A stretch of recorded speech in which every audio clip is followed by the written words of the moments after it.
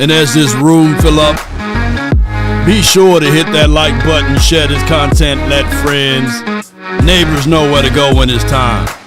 Yeah, when it's time to tune in to Cowboys Sports Talk and B. Yon, come on. Mama said there'll be days literally just like this. Come on with it. Yup. Come on. Ain't no party like a cowboy party. But what about a Law Nation news, combine and beyond? No Jerry Wayne and things, but it's all good. Surprise us, baby. All right. Yup.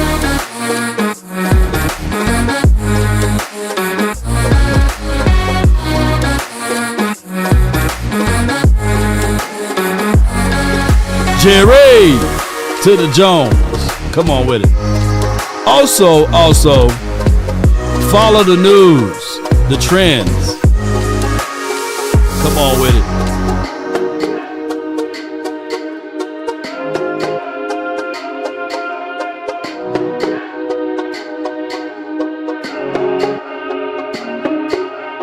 Five,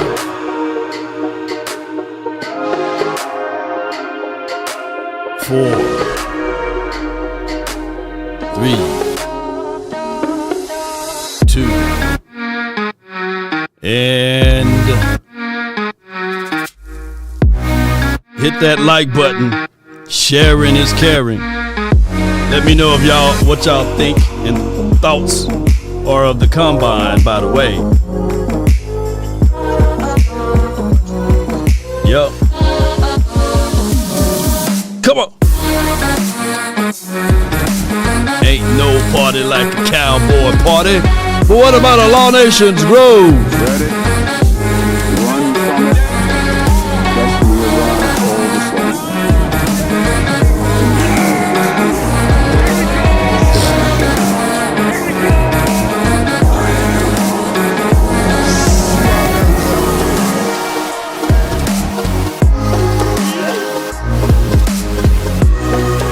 All right. All right.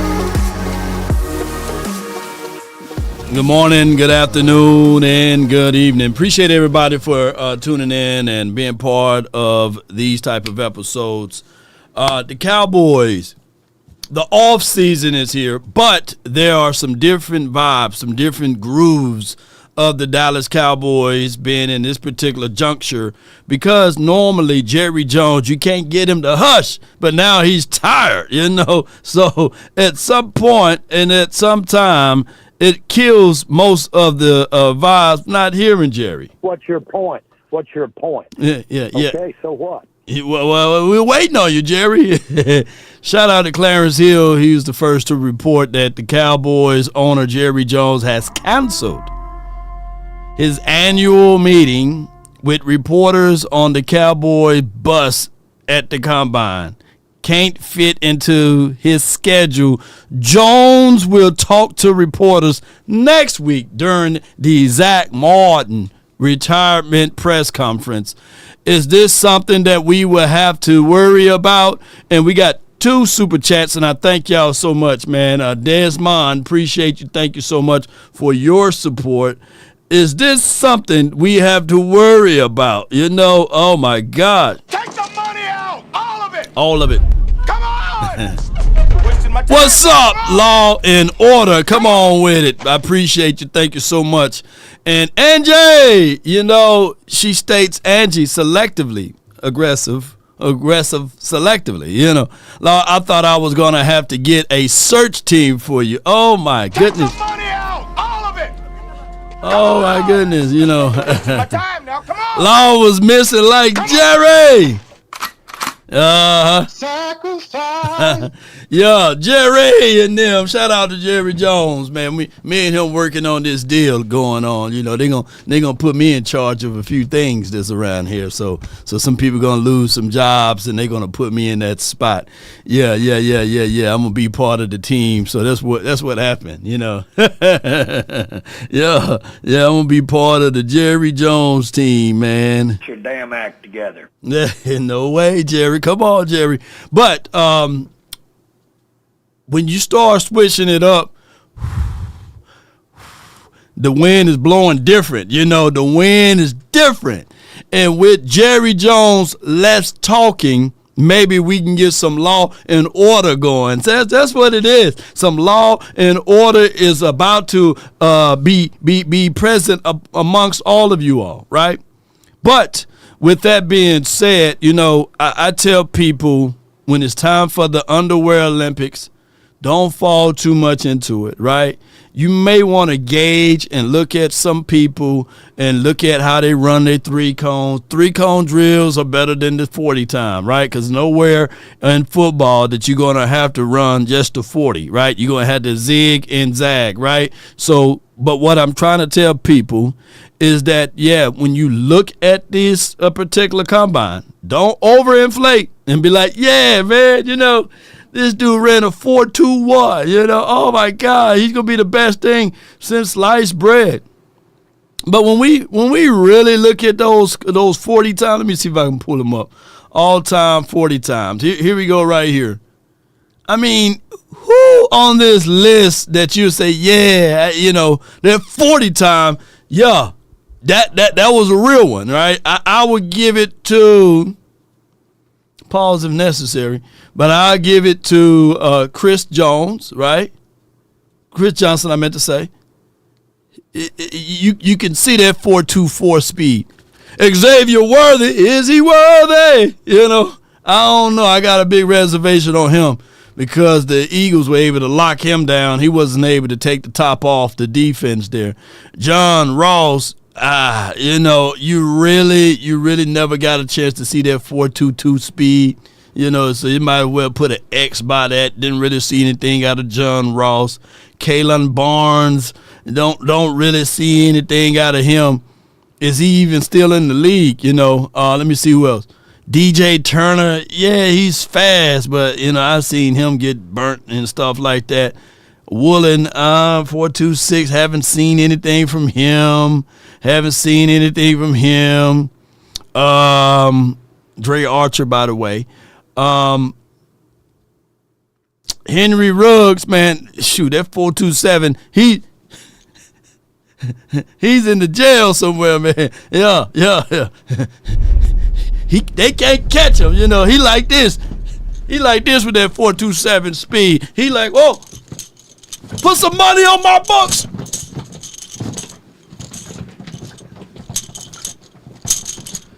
That's all we seen out of him, no pun intended, you know, but no, he crazy as hell. But, you know, I don't see nobody on this list that ran them good 40 times, that made some good strides in the National Football League. Nobody, you know. I don't see nobody. Do y'all see anybody? So with that 40 time, I really don't care about all of that. But it's good for hype. It's good for all of that. It's good to say, yeah, man, this individual will do X, Y, and Z things for us. This guy, if warranted, he will be able to do this and that. But, you know, hey, charge it to my head, not my heart, man, for those. Hey, man, you wrong for that, man. But, you know, at the end of the day, ladies and gentlemen, don't fall in love with the 40 time, you know. Ruggs wasn't fast enough to stop time. Too early. It's too early. Yeah, it's too early. I'm going to hit the shame button on myself, man, you know. Where's my shame button? Yeah. It's an evil world we live in. Shame. Damn you, law! Shame. Shame on you. Shame. And roll tide, by the way, on the shamery, you know. So what I'm getting at is, you know, none of this stuff, man. We had a guy to literally jump out of the box, Byron Jones, and we didn't know what to do with him. But combine hero right now is Nick Imaniwari. How y'all say that man's name? Nick Imaniwari, or how you say that? I'm messing up that man's name. But he is considered one of the best ones in this particular mock, well, not mock draft, but in this particular combine right now. 6'3", 220, 4.38, 40, 43-inch vertical, 11.6 broad jump. But how's his tape? You know, and you can look at his tape here. I mean, he's able to do some things here and get things going. Hold on. You guys can't see what I'm seeing. Hold on. Bear with me. Bear with me. I thought you guys was able to see it. Boom. There we go. Appreciate y'all so much. Thank y'all so much for your understanding there. How do you guys like him, you know, with this particular situation? Like I say, trust the tape. When you look at the NFL Combine, I want you guys to pay attention to the numbers, but then you go back and say, okay, let me go recheck this tape and see if there's something that's a little bit more tangible than what we were led to believe of what he can and can't do, right? And that's what you got to do from those particular things. He just had a DK Metcalf type and kind of, this is from my guy Jonathan G. He had a DK Metcalf type of combine, right?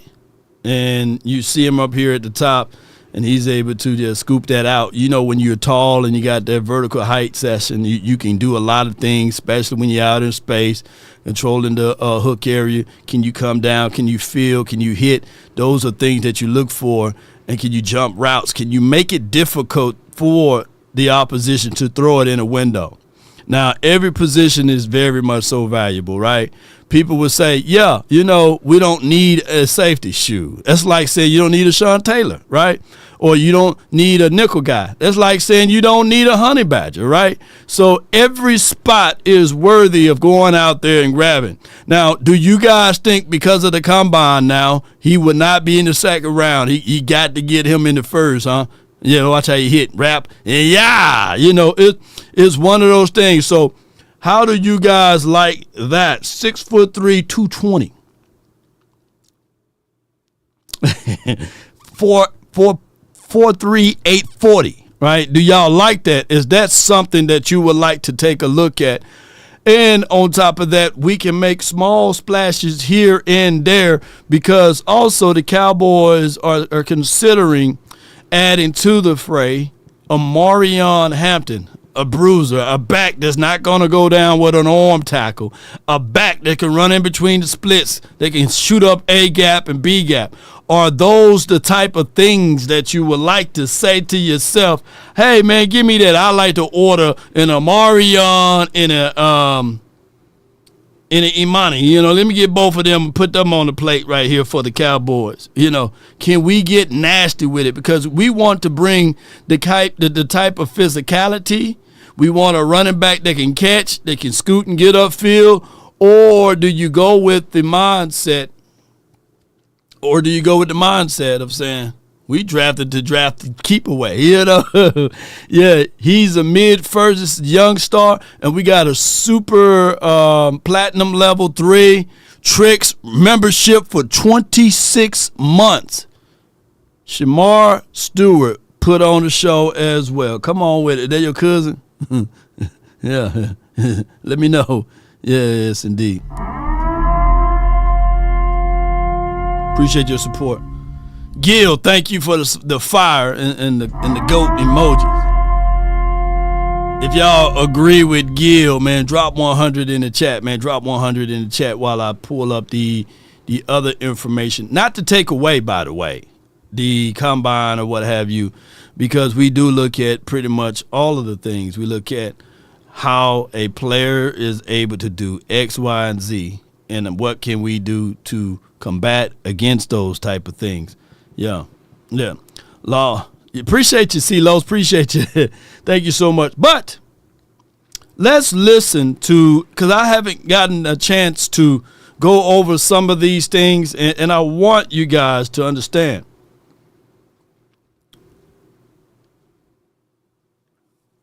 that we got to talk about this. Shout out to Attack on the Cowboys, man. He's attacking on the Cowboys really well. Question, Clarence. I think, this is something that I've done for a long time, which means spend the off season, the summer.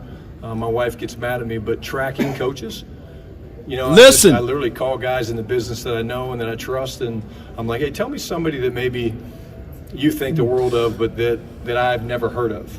And, it's such a close-knit fraternity that guys are happy to share good people with good people. I think there's 3 guys maybe that I've worked with before that weren't carryover guys. When you 3 guys that wasn't carryover. Come on with it. asked me initially how the staff was going to come together, did I think that would be the case? Probably not. But, again, the guys that came in, I think we found great teachers. We found guys that were incredible people, and I have a real big belief in fundamentals. That damn Attack on the Cowboys. Boy, you crazy than dog hair, boy. Shit. That boy said, I'm dead over here. He's a goddamn, that man hairline can slice a loaf of bread. Boy, you crazy. And so I think if you look at all the coaches that we've added, both young, old, the ability to train fundamentals and the developmental process of our players is critical. Yeah. And one last thing, Take the money out! I know for a fact our players are going to feel the Got a super chat, man, from Jay Versick. Lord, the GOAT, man. Drop 100 in the chat, man, if y'all agree, man. Appreciate you, man. Come on with it. Let's get it.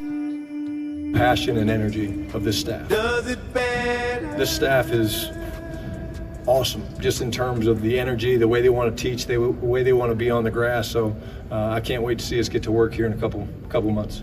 Would you describe what this past 4 weeks have been like for you? Really busy. Pump the brakes. Take the money out! All of it! Come on! Lord. Wasting my time now. Come on! Come on! Yeah. Let the AI speak on it. Huh? Angie selectively aggressive $9.99. La, you was late because you were getting your hairline straight like that. Appreciate it. Appreciate it. Thank you so much. Take the money out! Yeah. All of it! All of it. Come on! You stole it. Wasting my time It's now. an Come evil on! world we live in. Jeez. Appreciate you. Appreciate you. You know, you go to sleep at night, you have a pretty good plan of what the next day is going to bring, and you wake up and there's certainly things that you anticipated, but wake up in the middle of the night and you're like, okay, I got to do this. I didn't think about that. So even being in it, you know, David, for 25 years, there's things that pop up that you're just kind of like, wow, I hadn't thought about that. So I'd say the other head coaches have been amazing. Right. They've reached out to me. They've been awesome as sounding boards, and but the staffing was probably the most difficult part, but also the most enjoyable part. Brian, kind of circling back to OSA, but expanding upon that. Yeah, I think, you know, there's a lot of ongoing conversations. Obviously, OSA. They're finna break down OSA. For the life of me. Shout out to you, Jay Versick, man. Thank you, man. Thank you so much, man, for all that you do. Make the gift fall out of the sky, man. Appreciate you. CJ and Jay Versick, man. Appreciate you. Take the money out! If you team OSA, put OSA in the chat. You know, if you're not team OSA, look, just leave it blank. Salute to CJ. Thank you for all that you do. And shout out to Jay Versick, man, for giving and CJ for receiving. Appreciate that. And what I want to say here, if you team OSA, put OSA in the chat. I really think that with this particular personnel, like the coaching staff, as much as we get our guys, right? And I ain't talking about the right kind of guys, but the most we get our guys with the usage. And then we'll talk about DK Metcalf as well as a possibility here. But as much as we look into getting people that's already familiar with the system and scheme, it will work for us. It's not also fault that they waited too late to pay the brother, right? He just want to play, you know. But let's listen to more what he had to say. Has done a terrific job for us. He's a terrific young player. He does everything right. And as those communications keep going, It's never done till it's done, but he'd be a guy we'd love to have back. Yeah, I think, as you look at it, you always want to look at your own roster first, This topic is about free agency. Pay attention. This dude is giving y'all straight talk. He's giving you straight talk. And they ain't talking about the cell phone or the Obama phone. They still got the Obama phones out.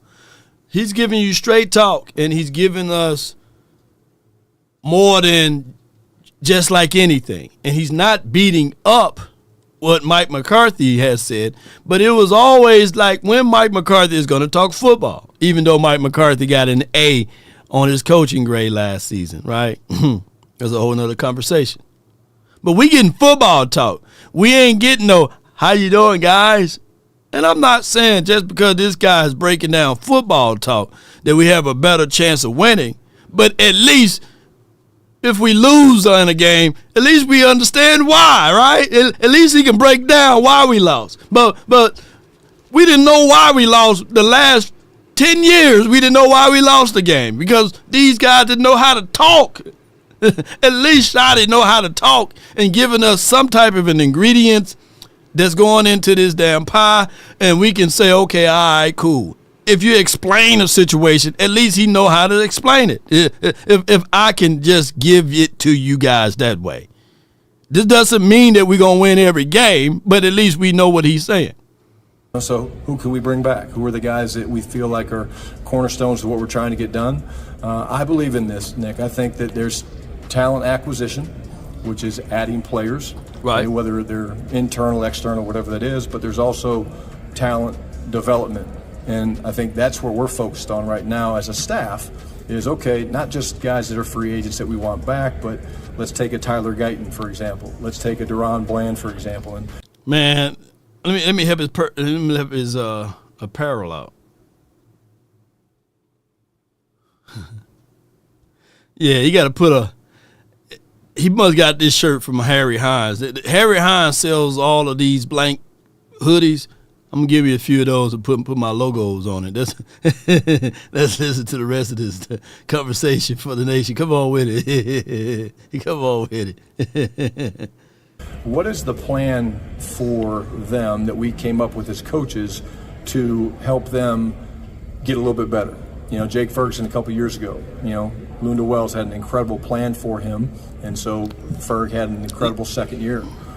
So that's kind of where our focus is right now. It's just, okay, each guy, and it's not just, okay, these are the 3 areas that we want to improve. You guys could look at it and say, hey, these are the 3 areas that we need to improve on player X, but it's the plan of action that makes the difference. Pause it. Take the money out, AOC. Take the money out! All of it! Come on! Break it down to him, brother. Come on. Appreciate you, man. Thank you so much for the support, man. That $4.99 gonna go back to the hairline, man. For your mind. Come on, baby. For next week, hairline is gonna be brought to you by AOC. Appreciate you, dog. Okay, well, how do you improve a guy's change of direction, or how do you improve a guy's ability to get off blocks and separate or tackle? And so those are the things that we're currently trying to do along with the playbook to develop our guys in-house. It's kind of cool because it's a little bit what I was doing for Mike. Clayton's going to be very impactful for me in putting together the game plan. I think as the head coach, you always think you're going to be able to be in all the different meetings and things like that, and I'll be in most of them, but you're going to get pulled away. There's going to be things that come about that you're like, okay, wasn't in there for that. This guy is just incredible in terms of his foundation of teaching fundamentals, and he's been a kind of a fast riser, if you will. I remember meeting him a couple of years ago. He's coaching the tight ends here in Indy, and just walking away from the conversation before and being like, okay, that guy's different.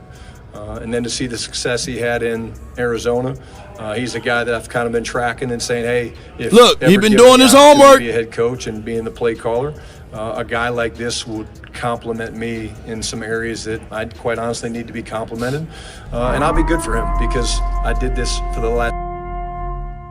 Man, I thought y'all liked me. Shame. Hit the like button, y'all, man. You gotta hit that like button, man. Shame. You know, I ain't too proud to beg, man. You know, come on, y'all hit that like button for your boy, man. I know y'all jump in here and you forget, you know, we having fun, but y'all hit that like button. I ain't too proud to beg, man. You know, I refuse to let you go. So come on, hit that like button, y'all. Sharing is caring. Hit the like button and share this to everybody, a friend, a neighbor, a foe, a Eagle fan, a Washington guy, and share it all the way to everyone, man. Yeah. Last 2 years with Mike, and so I think we'll work very, very well together. Incredible. Pete, you know, was so good to me. You know, 2017, I was coaching the quarterbacks in Indianapolis, and my phone rang, and I actually had Pete's number in my phone from 2001 when I left USC. Pete came in and did not have an opportunity for me to stay there. Right. And I saw it and looked at it, and from the moment I went there, Pete's been incredibly break it down, man, impactful to me.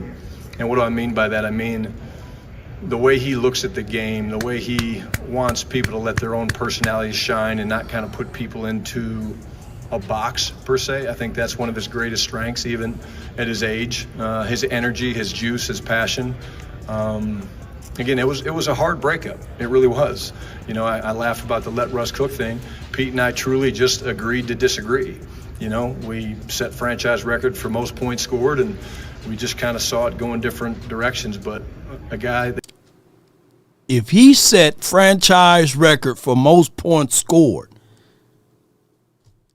we a few pieces away. We a few pieces away, man. You know, ooh, we. Yeah.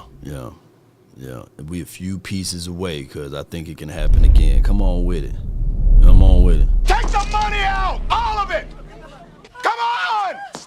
Wasting my time now. Law, you need to yell at AOC for sending you a super chat and not a cash out.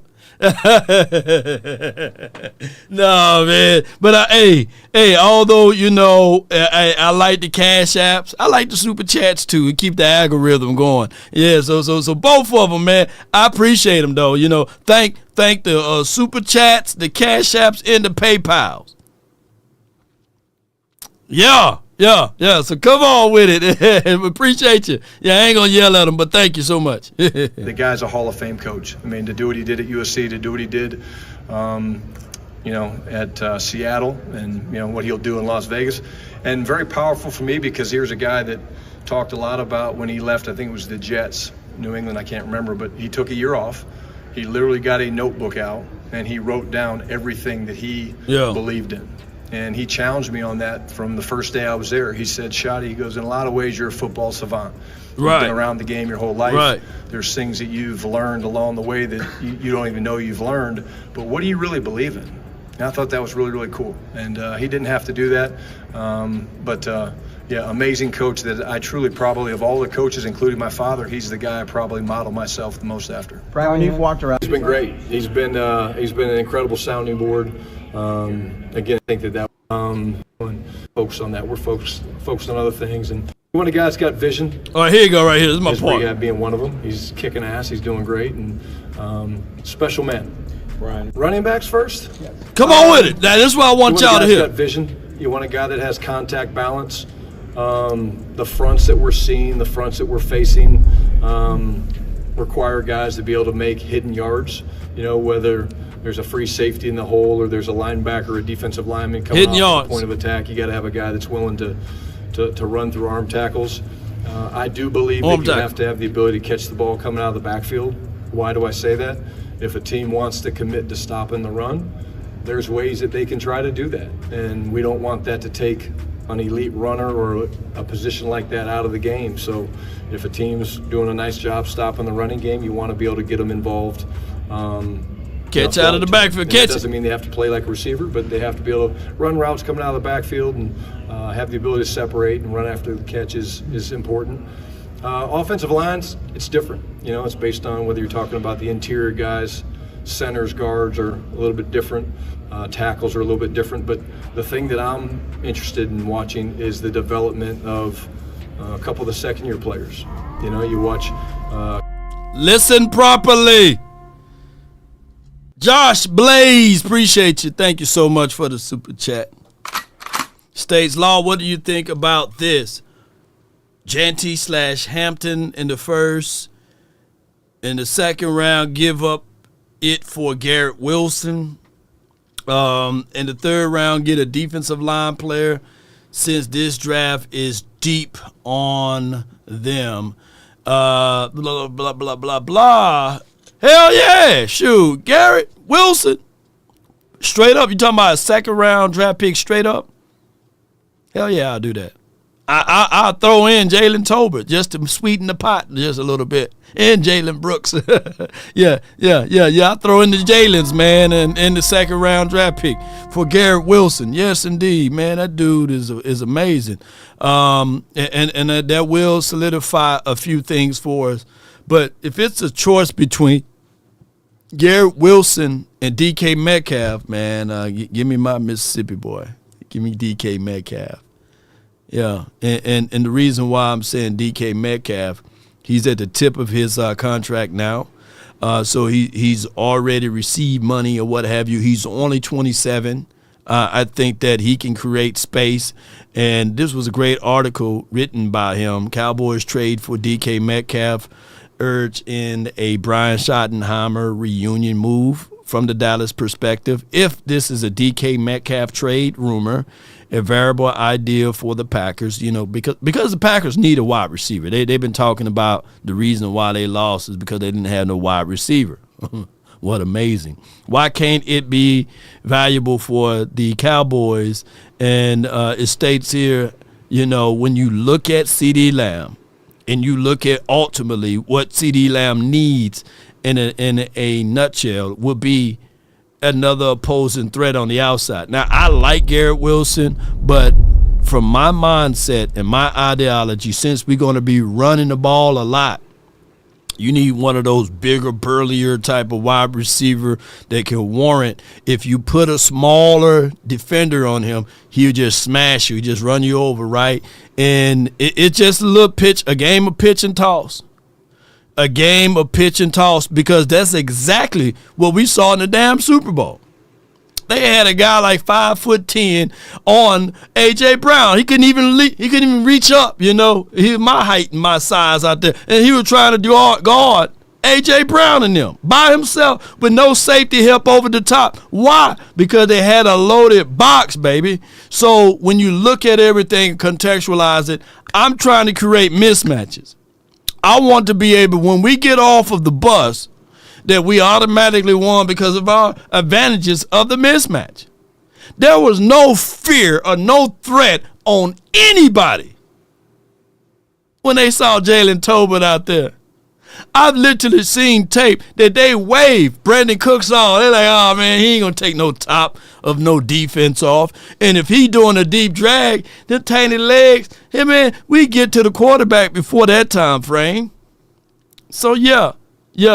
Pittman states, maybe I'm sipping the Kool-Aid, but Shotty seems way more animated than Mike McCarthy, which is a good thing, in my opinion. Shout out to you, Law. Appreciate you. Take the money out, all of it.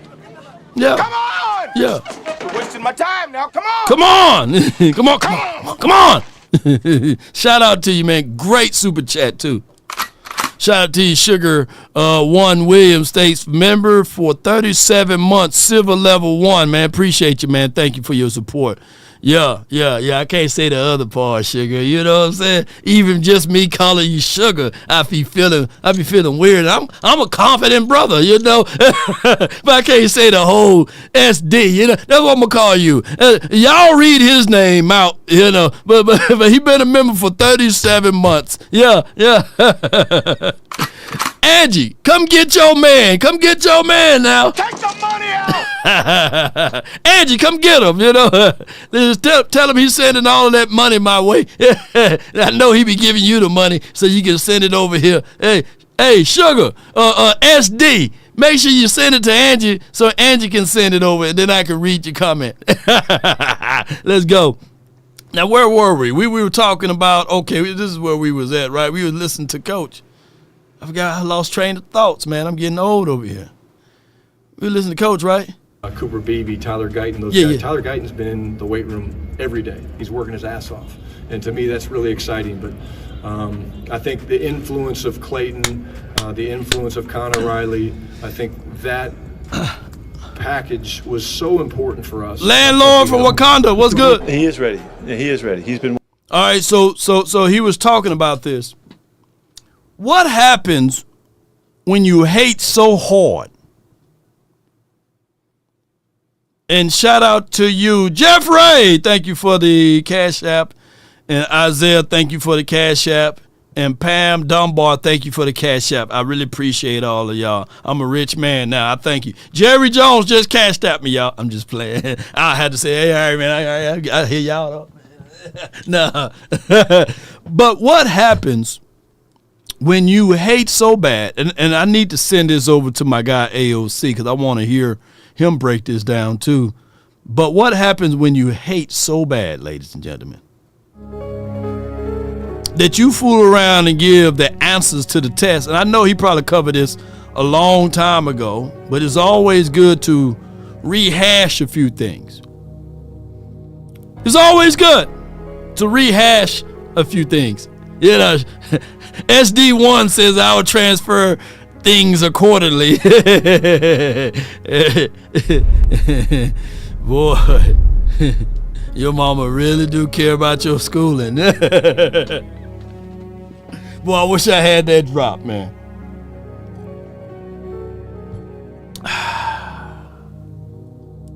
But what happens when you hate so bad that you fool around and give the answers to the test? Well, let's listen. Cowboys, Dak Prescott is nearly unstoppable with a run game signed off Colin Cowherd.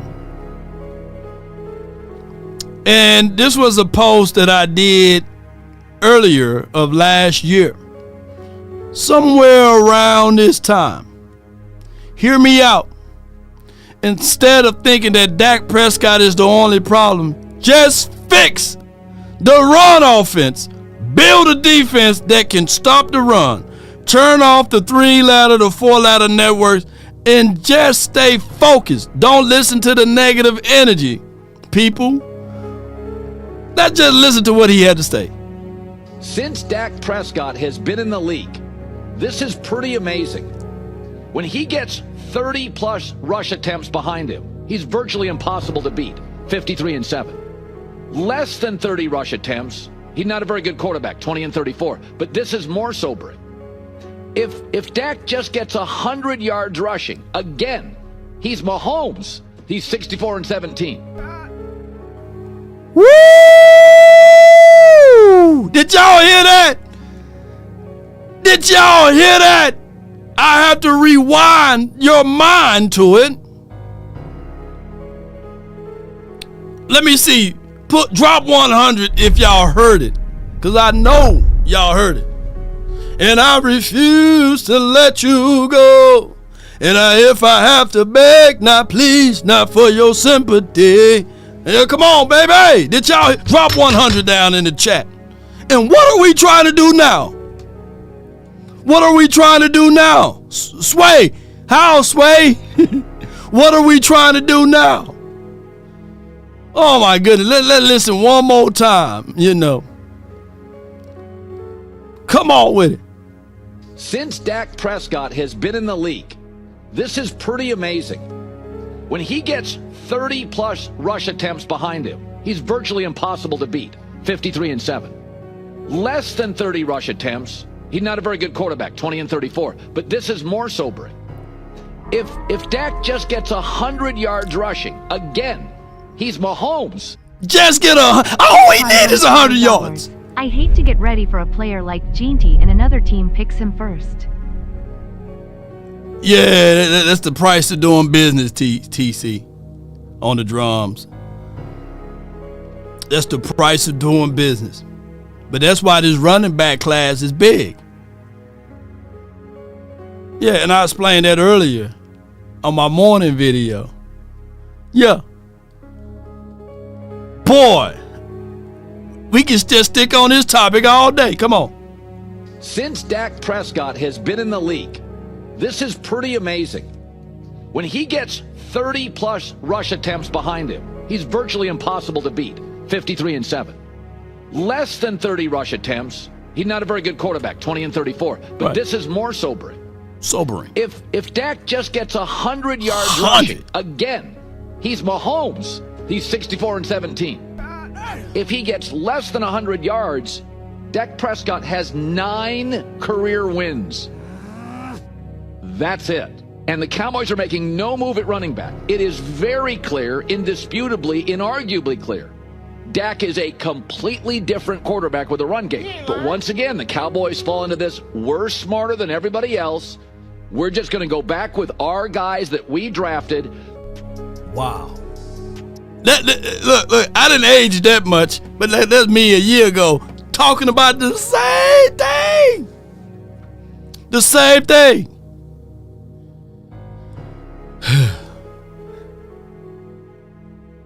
Let me see what I said. Now, it's crazy that this dude, Colin Cowherd, same line too. Hey, same lineup too, y'all. Hey, same lineup. Gets it just a little bit. Now, I'm not saying that, hey, you sell the form to get everything in front of Dak Prescott, but there are always philosophies and formulas to win. And this is crazy because when I was looking at this stat line for your mind, and I get it, most people will say, well, what happens in big games? What happened in big moments with Dak Prescott?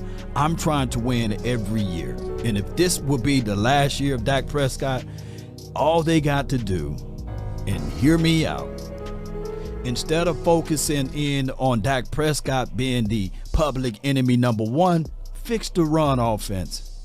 Fix that. And then all of a sudden, everything else will work its way out. Ladies and gentlemen, I get it. Most people hate Dak Prescott at this point. The hate Dak hive is a real thing. But what I'm saying is turn off the 3-letter and the 4-letter network. And then lo and behold, I hear this dude right here, Colin Cowherd, is pretty much did the research and did all of the numbers that you can take a look at.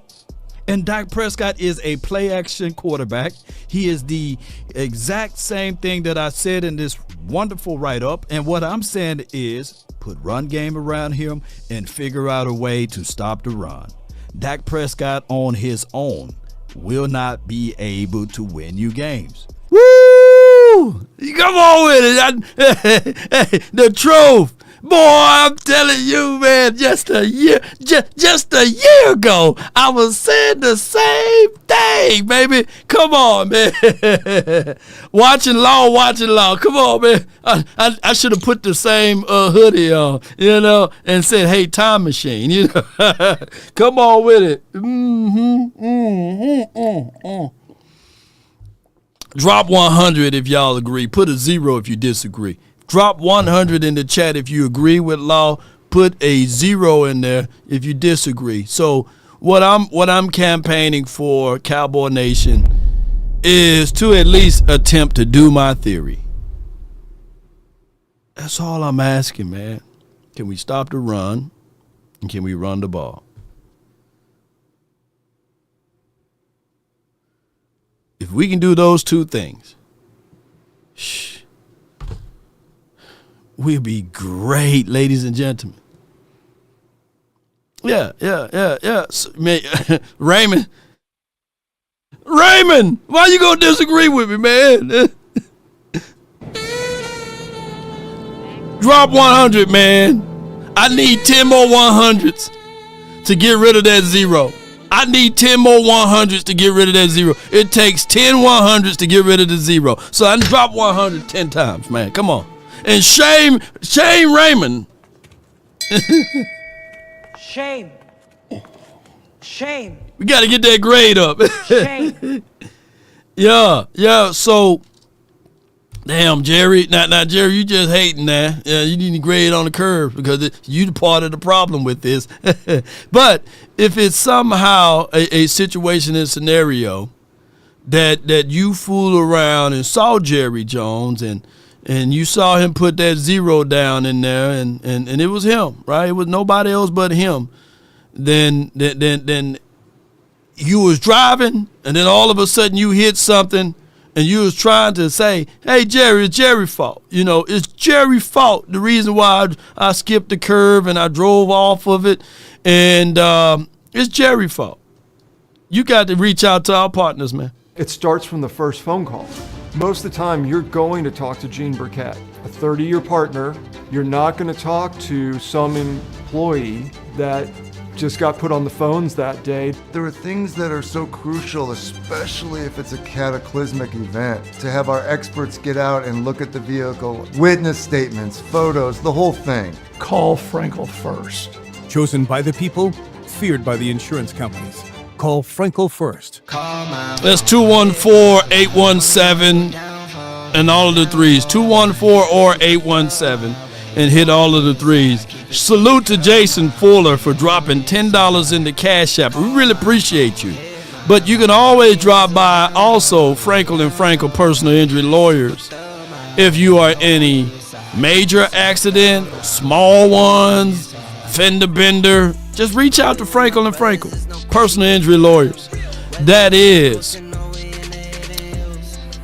Frenkel and Frenkel spelled all the way out.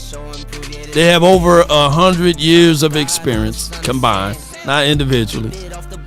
And if you can't dial that number, be sure, and I mean just that, check out FrenkelFirm.com. 657-390-7391 is the hotline for your mind as relates to my number.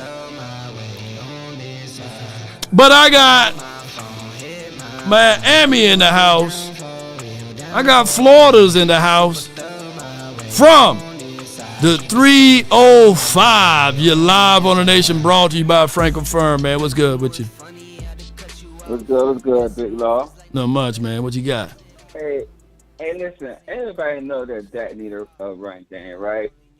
Not the Joneses. They didn't know that. They didn't know that last year. They didn't know it. The haters did. we know he need a run game. I don't think that the regular season law that Dak has a problem with. I think that we are concerned about him going in the playoffs. That's the main reason why we in this mess. Is when them headlights. It's like he gets shocked when he in the playoffs. Wait,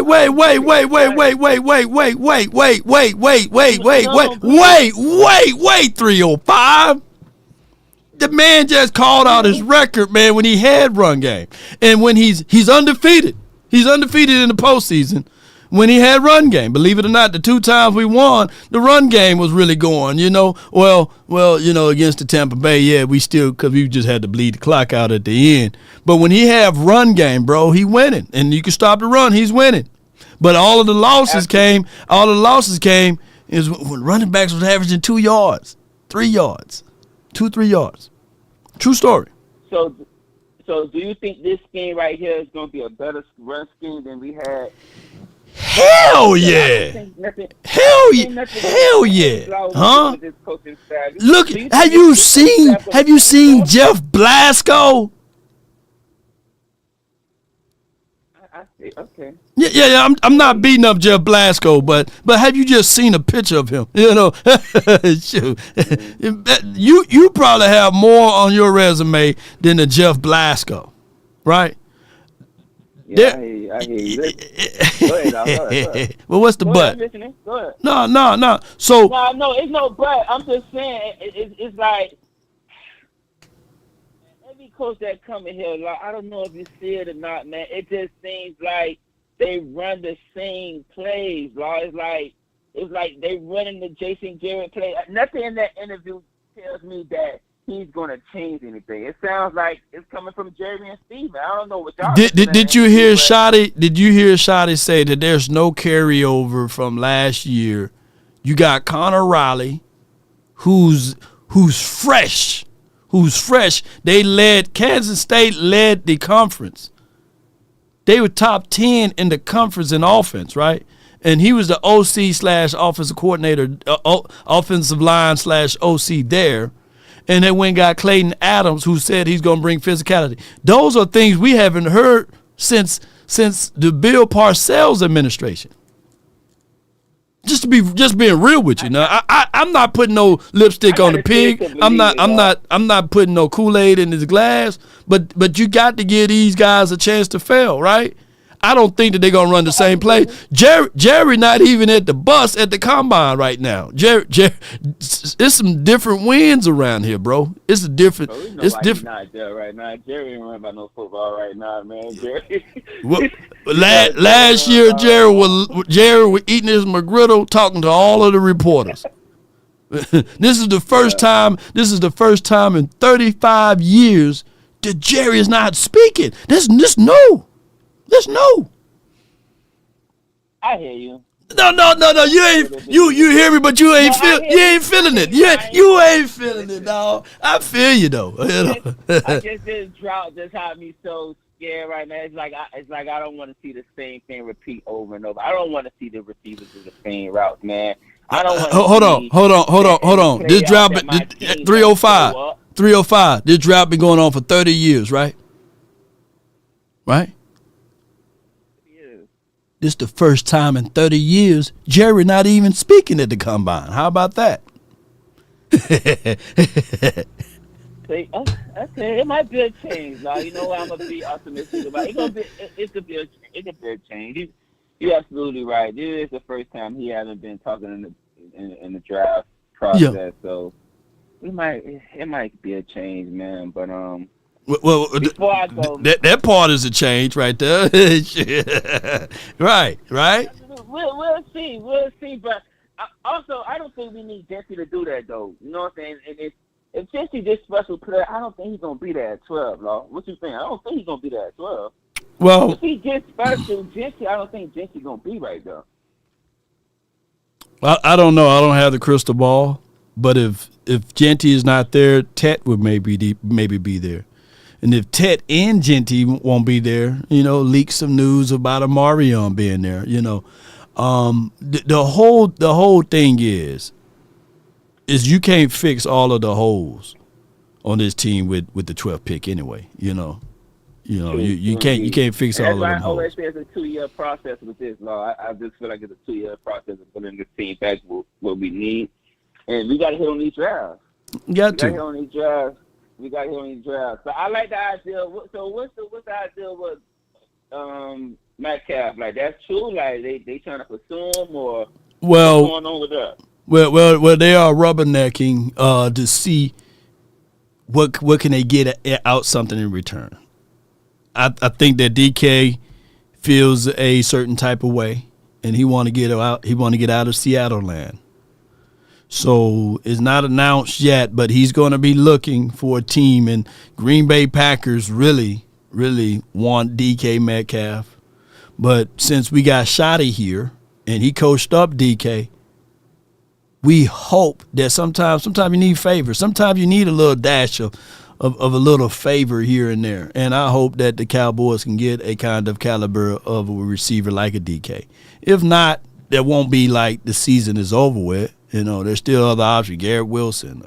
You can go in this draft, get a T. Harris. But, there's a lot of things you can do. Or a Savion. You can do all of those things there to get what you need.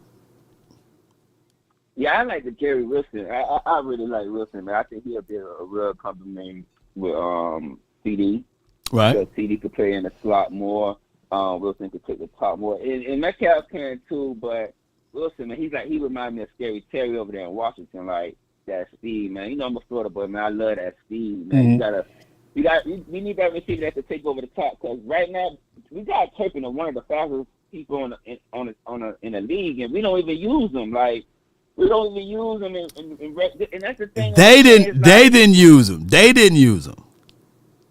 The previous administration didn't use them. You're right. I'm gonna start thinking that way. Like, yeah. This is a new team. It's a new team. Right. Let's give them a chance. Yeah. It's a new day. It's a new day, man. Appreciate you for calling in, bro. Appreciate it a lot, man. Have a good one. Thank you for taking my call. No doubt, man, for the 305, man. Hey, this is a whole new world, man. So I get the, oh man, it's the same old Cowboys. I get that. If you want to believe that, then you can. You can. You can literally have the arguments. You can literally have the arguments that Shotty been on his staff in some capacity for the last 2 or 3 years. But with that same breadth of arguments, you can say, yeah, he was on his staff when they were 12-5 too. He was on his staff when Dak Prescott made All-Pro. He was on his staff when also CeeDee Lamb got the Cowboys receiving record. We can't only just highlight the bad when he was on his team. We can highlight the good. And ain't nothing like when you get a chance to drive versus your brother and them driving. Now it's his time to drive. He may drive the car a little bit different. And I'm not buying the fact that, yeah, he bit his tongue or his lips when, he wanted to make changes. And Jerry was looking at it because Jerry's still a salesman, right? He's still going to try to sell the ideal. But it could be a little truth into that, so. But at the end of the day, if the emphasis was run game this season, going into this season, what was the focal point last year? And the year before that? And the year before that? And the year before that? Let me give y'all a news flash. It wasn't running the ball. It wasn't running the ball. The focal point wasn't running the ball. They would run the ball to fill in a quota. The focal point never been about running the ball. And if I can ask every single offensive lineman, whether you're a tackle, guard, or center, would you prefer to run block or pass pro? Every single one of them suckers will say, hey, man, I would love to be a run blocking. I love to enforce my will. As much as y'all dog out Terrence Steele, you can't say that he's a slouch in run game. You can't say that. You can't find multiple tapes where he whiffed on blocks on running or when it's time for him to pull. Now, he turned style still when it's time for him to be in pass pro all day on them knees and stuff. But I'm just saying, and that's not Kool-Aid talk and none of that. I'm just telling y'all for what it is. I got flying above the rest from the 945. You're live on the Nation, man. Talk to me, bro. Law Nation was good. Cowboy Nation, stand the fuck up, man. Come on with it. Season. It's hopeism, man. Let's have hope. Let's keep it going, y'all. Yeah. So, Law, you remember last time I talked to you, and I talked about the possibility of kicking Steele inside, right? Oh, yeah. I remember that conversation. Yeah. So, I got an inside scoop on something. Okay.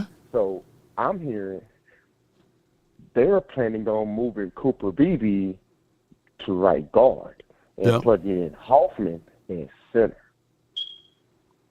Yeah. That's what I'm hearing. And I think that would definitely strengthen our run game, what you're hinting at. You damn right. Every offensive lineman love to run block more than they love to pass block. Yeah. The only thing is, and I like Hoffman, but he light in the britches. He's smallish to be a center. His lower body, he don't have a lot of power. Now he's a striker. He hit you first, and he's going to finish off. I don't want to delay the development of my guy Cooper Beebe because it took him forever to get that snap exchange together last season, right? And he started getting into a rhythm and a flow. Now, this offensive line is different, right? They're going to be coaching different technique, and if they're going to do that move, then damn it, they need to be doing that move now.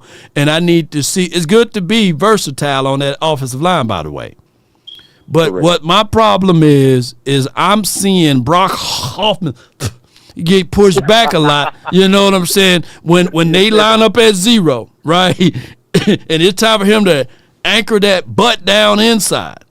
He's on skates, and I just don't like that. I like Hoffman with less thinking, and he just get nasty with it, and he's attacking. Me and the OC, we had this conversation months and months ago, and he had shared the same sentiments about the same thing we're talking about. No, I agree. I was watching Talking Cowboys yesterday, and Jesse Howley and all those guys, they was talking about it, and they were saying that they're hearing from inside sources that's kind of what the new O-line coach from Kansas State, where Cooper Beebe was from, he talked about how versatile Cooper Beebe is. Yeah. He was like, Cooper Beebe is going to allow them to adjust the O-line the way they want to, because the O-line coach said he can move Cooper Beebe anywhere because he know his strength. Right. The only thing is, hold on, let me get my little water. And, bro, you got to change out that smoke detector, too, bro. It's beeping. Gotcha. Here's what I'm going to say, bro. The center touches the ball 100% of the time. They do more than they do line adjustments. They point out the mic. They make the shifts adjustments. They do the silent count. The center to the quarterback exchange are not like this. It's like this. They save the quarterback rear end. I just don't want us to be going into another year of developing and changing. That's all I want to say with that, bro. No, I don't either. So, another side note.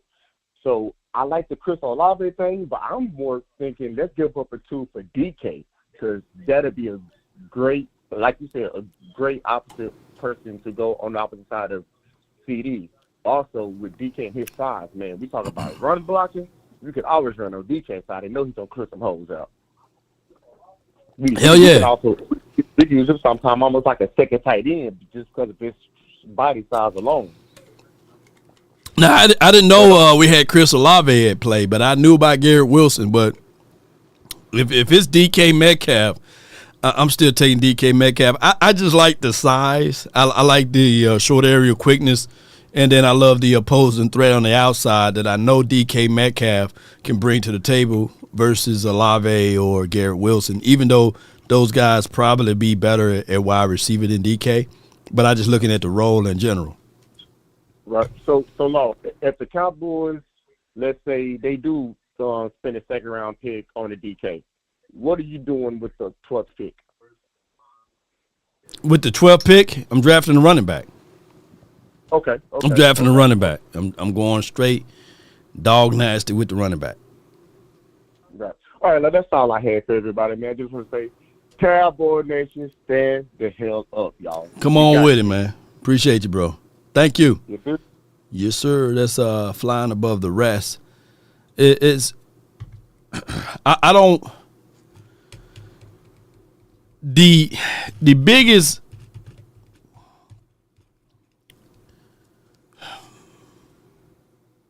let me see if I can put this in other terms. I'm gonna pull it out. I'm sitting over here.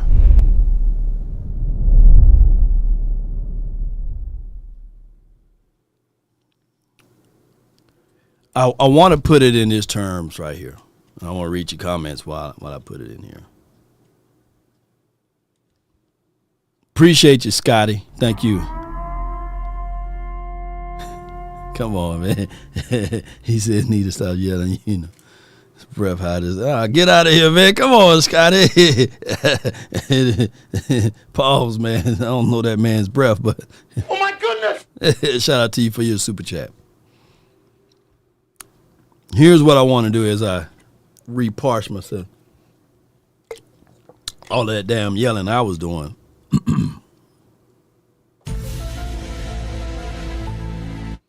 What if I told you all?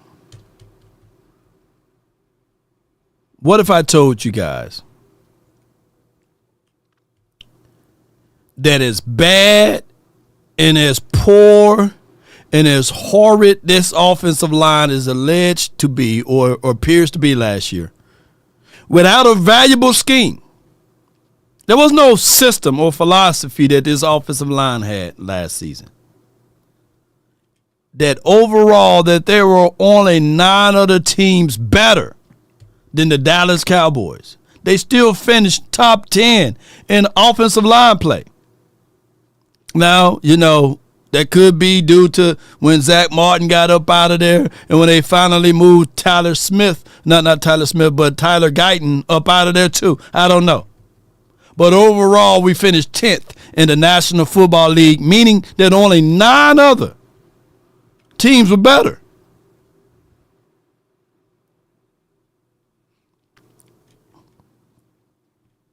That's a year of developing of Cooper Beebe and Tyler Guyton. Naturally, organically speaking, if you keep Cooper Beebe where he at now, he's going to be better than what he was last season. Organically speaking. If Tyler Guyton get more and more reps, more and more opportunities where he's at, organically speaking, he's going to get better. But if you keep moving around, it's going to be another year of developing. It may pay out. That's why offensive lines, we get all of that. It may pay out 2 years from now. But I'm going to tell y'all right now, man, I'm greedy. I'm greedy. I want to win now. Don't nobody want to hear, hey, man, we're going to draft this guy, and by 2028, boy, we're going to be styling on them boys. Yeah, we just got to go through it now. No, I want to win now. That should be the battle cry. If I'm the damn coach, I'm going in there, hey, we finna kick ass now. That should be hey, cut them cameras off. Hey, media, get out of here. Get scam. I'm talking to my people.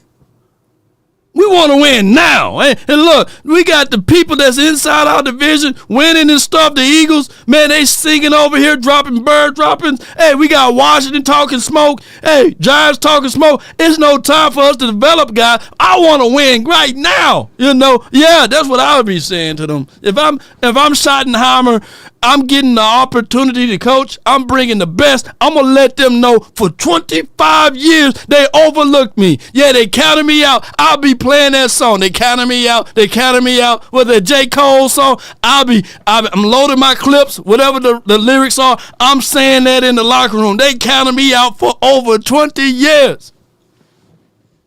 I want to win now, and we going to win now. Win is the only option. Yeah, that's what I'm saying. And we ain't finna let none of that. What happened last year? It was last year, dog. Yeah. Yeah. LD now. Long that. Oh, my bad. Wrong conversation. I'm entering the room now. And Big Daddy is in this thing now. And she ain't gonna never be the same. Yeah, come on, baby. Oh, my gosh, bro. Let me crack your cranium. Shoot, wrong episode. But yeah, I'm in this thing now. It's finna be some changes. Yeah, it finna be some changes in here. Ain't that right? From the 214, you're live on the Nation, brought to you by FrenkelFirm.com. Talk to me. You telling me, Lo?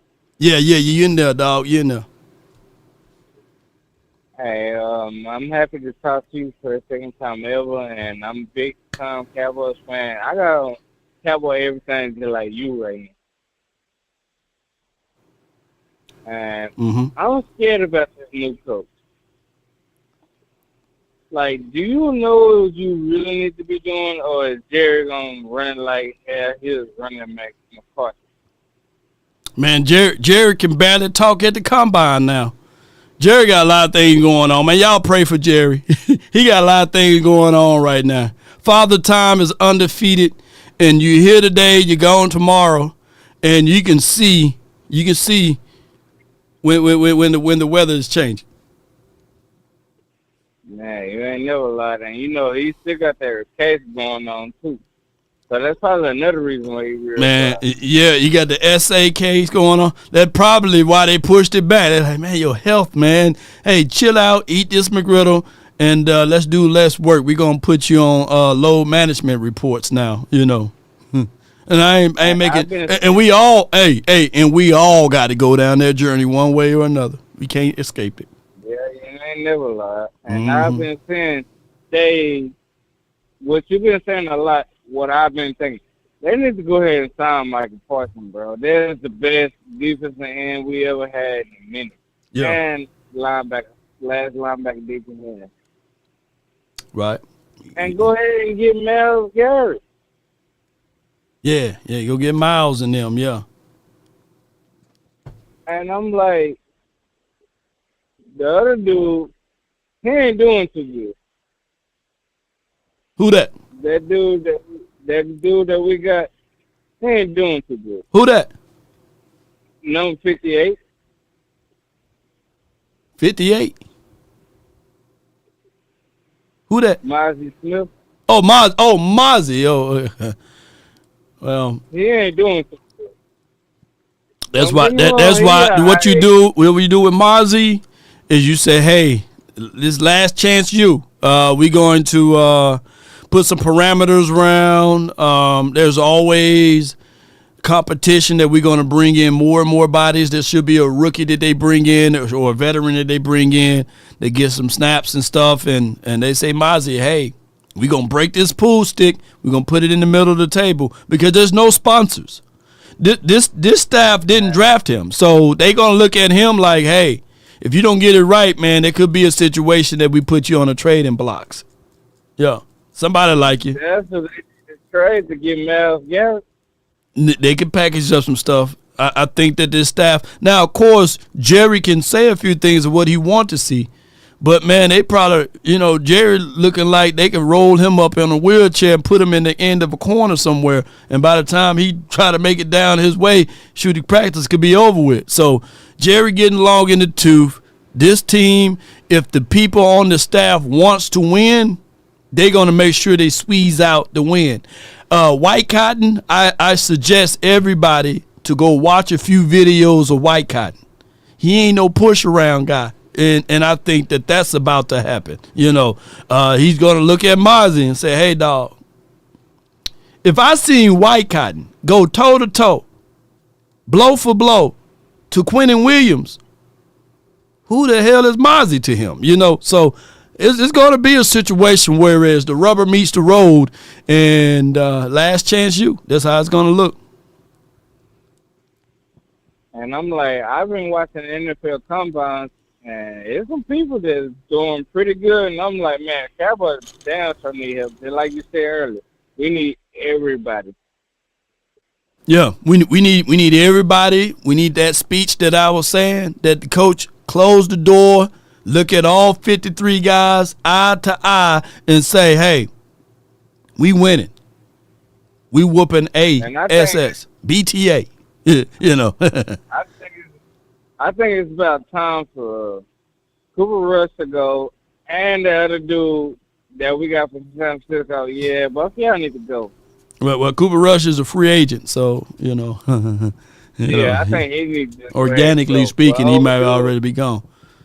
Yeah. At least dude, he can run, but man, he threw a hell of an assessment in the preseason. No doubt, man. I appreciate you for calling in, man. What's your name so I can lock you in? Eric. Scott. Eric Lewis. Okay, let me lock you in. Okay. All right, hold on. I can't wait to see you when you get to the NFL Combine and the NFL camp. I'll watch you every time you're at the NFL camp. Man, I appreciate you, man. Thank you, and thank you for your support, bro. Appreciate you. You're welcome, Law. It's a good one from Eric Cowboys. No, y'all go jot down that man's government name. But yeah. Eric Cowboys. Yeah. So we got the 518, then we got the 202 Big Amish, and then we have I'm seeing in there Coach Marv. No, MJ. Yeah, I see MJ. Well, he could be a coach too. All right, and I got the 518. You're live on the Nation, brought to you by FrenkelFirm.com. Talk to me. Hey, what's up? How you doing, Lord? Hey, How's man. everything going, man? Doing great, right. man. I can't complain, man. All right. Yeah, Lord, man. There's something I gotta say, man. Like, we just watched the Eagles just now win the Super Bowl, and we seen how they won the Super Bowl. Lord, I'm trying to tell you guys right now, Cowboys Nation, you guys looking for a running back and all these different things. These are the wrong things that we should be looking at right now. Nothing really wrong with Rico Dowdle. Rico Dowdle, he did, when he was given the chance, the opportunity to do his thing, he did his thing. We got way more deeper needs than that. We got to build that defensive interior first. You got to get stout in the run game. Look at they got. Philly got Jordan Davis, Jalen Carter, and all those strong guys in the middle. Right. Those are day one starter guys. We got to start looking at they built their team like that, the interior. You know what I'm saying? That we should be thinking about first. And also we need a wide receiver to go opposite CeeDee Lamb. That's first. Then those other pieces that we do should fall in line after that. Right. But those main things, we should solidify the trenches. I told you this thing before last year, Law. I don't know if you remember me. My name is AZ. I'm from Brooklyn. You know what I'm saying? And I've definitely been a Cowboys fan all my life, man. You know what I'm saying? And I'm a 68 baby, so that explains it all. Not it all, you know what I'm saying? Yeah. That's all I'm saying, Law. That's what I'm saying, man. We got to solidify the trenches. Go defensive tackle. Walter Nolan in the first, man. That's what I'm saying, man. Oh, you like Walter Nolan's in there, Let's man. do that. Walter Nolan, Kenneth Grant, any of those guys, man. Deion Walker, just one of those top-tier guys, man. Solidify that interior defense first, man. That's what I'm saying, man. And everything else will fall in line, man. That's what I'm saying. Think about it. Look at Philly. Look how they built their defense. Every year after year, they built that interior strong. Yeah. And that's how they so dominant. They dominate other teams with that forefront. You got to start thinking like that also, Lord. That's what I'm saying, Cowboy Nation. That's what I'm saying, man. I thank you guys. And like I said, I like the coaching staff that we got. Everything's coming together. Like Eric Smith said, we got to come up with a plan. Stop thinking about Ashley Gentry. That's all everybody keep thinking about. Think about the right thing. Rico Dowdle's not that bad that we should have to be worried about automatically getting a running back. We get one of those guys in the third, fourth, bring those guys out there. You know what I'm saying? We could develop them or whatever. You know, but we got to get day one starter guys like right now. We try to win right now, Mo. Yeah, you got to win right now, man. I feel you, bro. That's all I got to say, Lord. No doubt, man. Good call for you, man. I appreciate you, man. And you from Brooklyn, right? Right. I think VIP from Brooklyn, man. All y'all got the same talk. Oh, you from the Bronx? Okay. What's your name again, bro? From the Bronx. My name is AZ from Brooklyn. You heard? AZ. Okay. Brooklyn. Hold on. Right. Okay. Yeah. I'm putting you in there, man. Brooklyn. Okay. I appreciate you, AZ. Appreciate you, bro. All right. Definitely. Thank you, Lord. You have a good one, brother. No doubt. Appreciate you, man. Yeah. That's AZ, not VIP. But he do sound just like him. Me, Candace, as well as Jazz. Not Monet, but Jazz, BLS. We were all at the AO Gala. We didn't have a good time. We had a great time. And I'm just showing some highlights of it. Appreciate y'all, man. We was out there. We really rocked the house. Shout out to Reality TV. She was there as well behind the scenes. So we've been getting it out of the mud the best way possible, man. It won't be long now. Y'all going to see me on CNN on the sideline somewhere talking and getting my groove on and stuff like that. But appreciate everybody from Brooklyn sound like that. You know what I'm saying?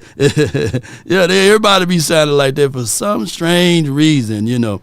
But let's get it. In the next event that we have, I can't wait to see you all out there and getting things going the best way possible.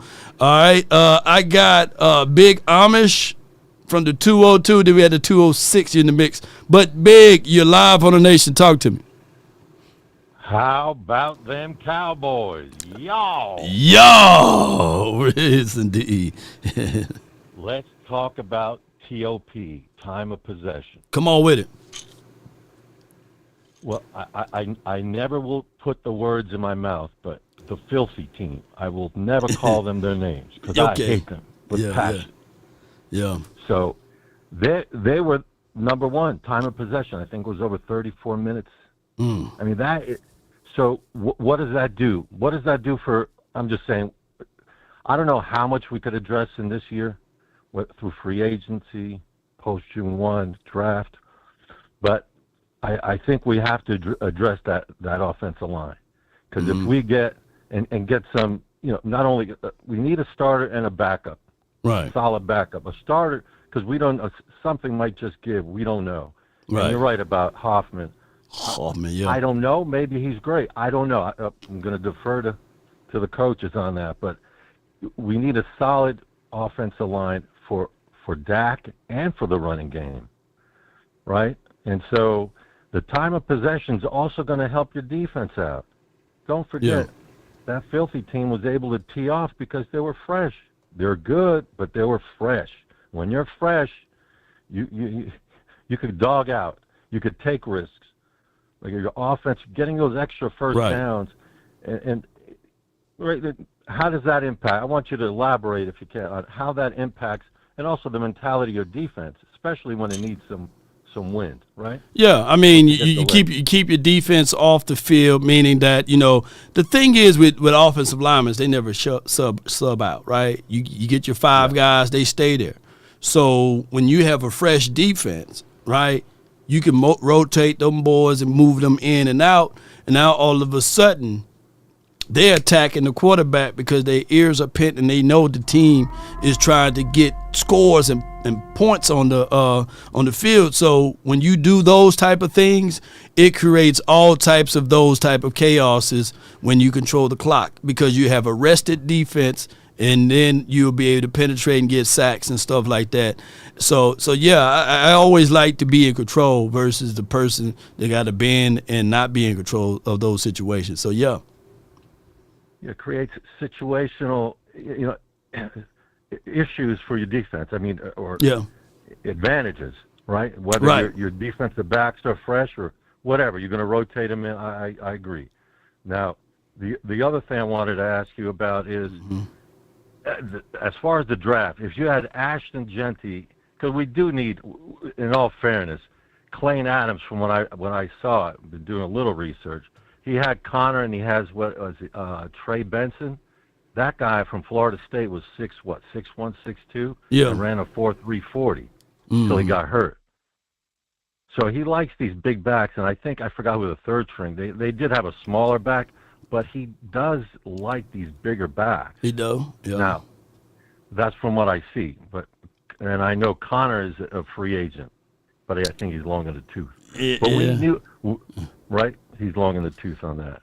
But if you have T-Mac and Ashton Genty, who would you go with? I would go with the T-Mac, because I think that you just can't find a person that can climb the ladder like he can and pull the ball out of the sky. I think that's always a unique thing. I think you can probably find you may not find another Genty too, but in this draft, since it's such a heavy running back type of draft, you can probably get a Caleb Johnson. You probably get Omarion Hampton. You probably can get one of those Ohio State boys, that can fit with the particular things that you can do in this particular draft or team, of what they're trying to do is basically what I'm getting at. Yeah. Yeah, no, and take 2 running backs. Use the second and third round. I agree, T-Mac, because let me know what you think about it. And at least let's say we're in 3rd and 3. Yeah. Right. Mm-hmm. If we don't, so one is we don't have a running back. But if you're going to pass the ball, CeeDee Lamb's covered. Fergie's going to be possibly covered. But if you had T-Mac, I mean, he's I would call it this. Even if he's not going to run the crispest routes, he will be a situational difference maker right off the bat, because he's going to be one-on-one with that wingspan. You could hit him over the middle real quick and let him go down. I'm just saying, for 3 yards, it's kind of like how the Chiefs use Kelsey in some ways, but what do you think about that? It's just in situations. Yeah, because he's gonna warrant your number 2, your number 3 cornerback. Your number 1 cornerback is always gonna be looking at CeeDee Lamb. So it's dog if you do, dog if you don't. When you're looking at those type of situations and parameters, that's how I look at it. Because when you think about it, think about this: CeeDee Lamb lined up against your number 2, number 3, it could be dangerous for that guy. So that's why I'm looking at it from that particular perspective. Yeah. Plus also the money. Yeah. Wide receivers get, they're going to make 30 plus. Running backs are under 15. I mean, Saquon Barkley, I think, is the highest paid at 13 million right now. So, but you're right. I love that. I love that. But I'm also hoping some of our coaches are able to draw some, if they're free agents, whether it's from Arizona, whether it's from the Buffalo Bills, get some of the talent that maybe they could persuade some of these free agents onto our team. No doubt. Well, one other thing real quick. The Detroit Lions, the offensive line play, I got to go watch this a lot more. But I was so fascinated on how the left guard, the left side of the A-gap, how the left guard on different running plays, or different plays in general, I got to look at this. But the spacing, there would be a double spacing, leaving the defensive tackle to either penetrate right through, which creates spacing by itself. You don't actually have to open up a hole if he's either going to dart through, or if the left guard is going to get him off balance because he's already offset, so he could get him on an angle and block him that way. I just found it fascinating how the Detroit Lions use spacing, unique spacing, for their line play and also their wide receivers, which we need. We need our wide receivers to block, and we need running backs. We do need second and third round to get some real good running backs to add to Dak Prescott's arsenal.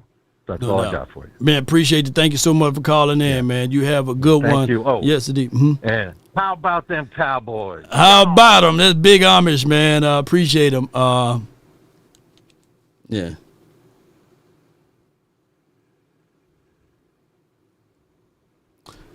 Let's go to the next caller. I got the conference has been locked. The 206, and then I got Cowboys Ricky. But for the 206, MJ, you live. Talk to me, man. What's up, Law? How you doing? Man, I'm doing great. Law, I got a special guest. I got a customer with me. His team is Cleveland. Okay. I told him I want Myles Garrett. I don't want your boy from Seattle. I want Myles Garrett. Garrett, we okay. get Myles Garrett to go with the Cowboys. That defense will be on point. Yeah. So I don't want the receiver. I can get him in the track.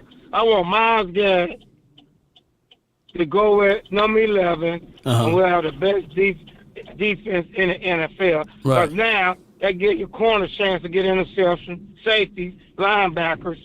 So now when we play Philly or Redskins, they'll be worried about Parsons. And I'll tell Parsons sometimes you're gonna play outside linebacker. Because them DNs, we have the best DNs, the D tackles, we could draft that, and then we could be killing teams.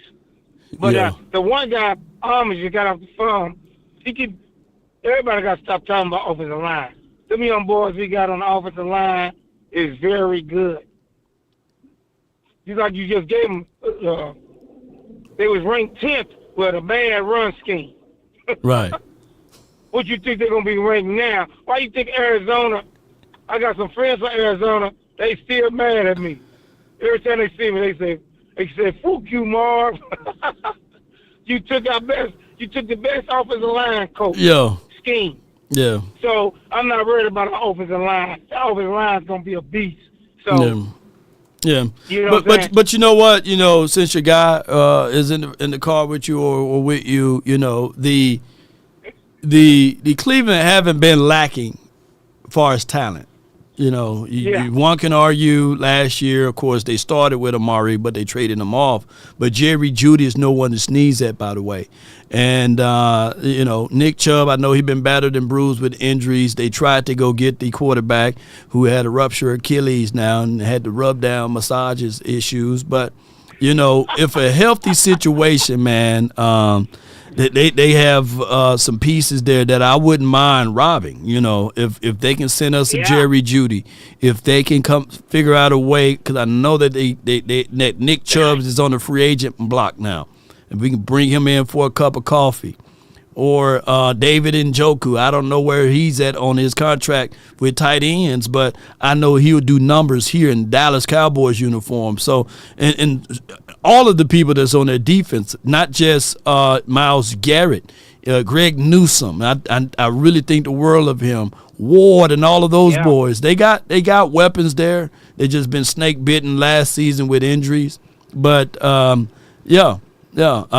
probably got the quarterback. Don't they got the second pick? They got, I believe, the third or second pick. They probably got one of those things where they could draft the quarterback. Yeah. I think they're going to draft Shador. Yeah. I don't think Tennessee. I don't know. Yeah, they got the second pick. They got the second pick. Yeah. See? Yeah. So I think they're going to draft the quarterback. Yeah, they got don't draft that quarterback. Crazy. Tankathon got them drafting Abdul Carter. Oh, I forgot about him. So what they trying to do is they trying to match up Abdul Carter with Garrett, right? Garrett wanted to get the hell out of the Browns. Abdul Carter saying, shoot, if I'm going to the Browns, oh, my foot, my neck, my ankle. Abdul Carter going to be yelling out everything wrong with him. That's what I'm looking at. Abdul Carter definitely don't want to be in that particular situation. I guarantee you. Yeah, he don't want to go. He don't want to be there, you know. He don't want to go. If I was a healthy stud coming out of the doggone draft, I'm sitting like, oh, man, something wrong, man. You know, I can't read nor write. You know, I figure out ways not to get drafted to the Browns. I always want to wear the uniform. Yeah. One more thing. When I was due, remember I said about the draft? So Cleveland, they want to rebuild. So I said, okay. First I offered my number 3 and 5 for Garrett. And then they go, nah. So I said, okay. And so I said, let me give you a 2 this year. I'll give you a 2 and 5 or a 2 and number 3 next year. Yeah. They going to say, yeah. Then when the 12th pick comes, right. Look what I'm about to do. I'm going to trade down twice from 12 to 16 to get that 4 back. Right. You see what I'm saying? And then I'm going to do it one more time. Somebody want to come up and get somebody, and then I can still get my D tackles, linebackers. You see where I'm going? Yeah. And we can use these. Because now we got Garrett that first round, that second pick. Yeah. And that second, Miles Garrett, and then we can draft that halfback receiver that you want. Because we'll have a 2. We'll have a number 1. We'll get a 2 back, and we'll get probably a 3 or 4 back. Now we can just go get. No doubt. And now we got that. You see what I'm saying? So, but this show, man, how about them Cowboys? And let's hope Cleveland give us Garrett. Let's hope, man. Appreciate you, man. And salute to that Cleveland. Well, he don't want to say anything. He in witness protection. Say something. Say something, man. I got nothing. He's scared. He got nothing. Come on, man. You know. Let me crack your cranium. Hey, man. But be safe out there, man. And, go Cowboys. Hey, silver and blue is always welcome, man. Just tell him put that silver and blue on. He be talking. Appreciate you, bro. Yeah, we're going to give him he's going to get rid of the Browns and become a Cowboy fan. Him and his wife. Hell yeah. For him to be in California and being a Browns fan, man, that's a weird world for him, bro. Yeah. Appreciate you, man. Salute. All right, dude. Thank you, Law. All right. Salute, man. That's weird, man. Can you imagine if y'all grew up being a Browns fan and you wearing them damn brown uniform with that orange highlighter color? It's crazy, man. Like you can't really rock that like you want to, right? It's like I believe the Browns will start winning if they just change their uniform. I mean, just if I'm in control of the Browns, I'll go all black with that hint of orange, and I'll figure out a way to get a dog or something like that with vicious teeth to be my logo, since they like the dog pound. I'll figure out a way to get out of that classic Brown stuff, man. And I know Browns got the reverence of a super nice history, But, man, ain't nobody rocking Browns gear, Yeah. And then when you go take a deuce, you say, hey, man, I'm taking the Browns to the Super Bowl, right? There's always sayings with the Browns that I can't see how anybody would even just rock with the Browns. And it's just crazy, man. But neither here nor there. I got Cowboys. Ricky from the 469. What's on your mind? What's going down, player? Not much, man. What you got? Hey, man, so I just have a quick question for you, man. So I've been hearing rumors that the Cowboys are going to be looking into taking in a quarterback sometime. Yeah. In the draft. Yeah, they are. This year. So, and then once I heard about that, man, it got me thinking, man. So it got me thinking about whenever Romo at the time was going through those injuries back to back. So, the Cowboys drafted Dak. Right. And then how we all saw how it played out where Romo got hurt. Dak sat behind him for a little bit and then he got to start. And then with Dak having these recent injuries, could you see a scenario where Dak gets the same treatment as Romo did with his recent injuries and us drafting, like, I don't know, let's just say we drafted Milroe in the 5th round. Let's just say that. Mm-hmm. Could you see a scenario happening like that where they do that to Dak as well? Yeah, I can see the scenario. Whereas Dak goes down, knock on some wood. He goes down early in the season, and we're not saying that we want any of those things to happen. And let's say the rookie get in here and he wins 8-10 games in a row. They're gonna say, hey, they're gonna roll with the hot hand. And historically speaking, it happened to Troy. I remember who was it? Burline, y'all. They went with Burline and they snatched him and they said, let's put Troy back in there. And they lost the playoff game. So it's so many things that you can do when you're talking about a quarterback in general, right? And there were some people that came out with some reports even last year, and Cooper Rush better than Dak, and all of that stuff, right? So, and we all knew better for those who like absolute watch football. But if you getting Dak Prescott $250 million, right? He's in a different lane, whereas Tony Romo wasn't getting $250 million, right? And the state and the kind of calibers of injuries were a little bit different. When your back is like broken a little bit, that's some pain right there. That Romo himself was never an off-season workout warrior guy. Not to take that away from him, and I think that at the time, I think Tony was going into his 12th or 13th season, something like that. So it's just different scales. I think that that plays a different role too. Okay. So another topic that I have is every time I watch the draft, there's always whenever I watch the draft, there's always a few players I'm like, okay, this is how the players I want the Cowboys to draft. And every year there's always those 2 or 3 players out of let's just say those 4 that always slide to that position. So let's just say the scenario runs where T-Mac and Genty are there at 12. Who do you go for? Oh, shoot, I'm going with T-Mac, man. And I like Genty. It's going to be hard for me to pass up on Genty. But since I'm going off of what these experts saying, if this is a big running back class, right, then you should be able to find some ingredients to find that other running back that can help alleviate some things. Yeah, so that's how I'm looking at it, bro. I think if that's the case, you can find another running back in this draft, but it's gonna be hard to find another T-Mac out in the second and third round. That's how I'm looking at it.